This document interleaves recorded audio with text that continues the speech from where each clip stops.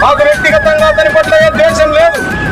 కానీ అమాయక మాదిగ సమాజాన్ని ఏ సమయంలోనైతే ఉద్యమ పోరాటం నడుస్తున్న క్రమంలో ప్రతిపక్ష పార్టీలకు ఉన్న నాయకులకి అండగా నిలబడుతూనే ఆ యొక్క ప్రతిపక్ష నాయకులు తిరిగి అధికారంలోకి వచ్చిన తర్వాత ఈ మాదిగ సమాజాన్ని శత్రువులుగా చూపిస్తూ మాదిగ జాతి అభివృద్ధిని చీకట్లోకి నెట్టినటువంటి ఆ నాయకుడి పుట్టినరోజు ఈ ఉద్యమం ఆవిర్భావం రోజుగా చిత్రీకరించడాన్ని మాదిగ సమాజం ఈ రోజు జీర్ణించుకోలేకపోతా ఉంది.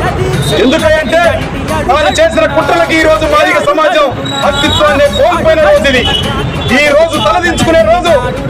ఈనాడు 30 ఏళ్ళుగా చూసినటువంటి రాజకీయ పరిస్థితులను కానీ ఉద్యమ పరిస్థితులను కానీ కలిసి చూస్తే ఈనాడు మాదిగలకి చట్టసభల్లో పార్లమెంట్ లో మాదిగల వాయిస్ లేనటువంటి దౌర్భాగ్య పరిస్థితికి దిగజార్చిన ఈ ఉద్యమ నాయకుడు పుట్టినరోజుని మాదిగల చీకటి జోరుగా జరుపుకోవాలని చెప్పేసి మాదిగ సంఘాల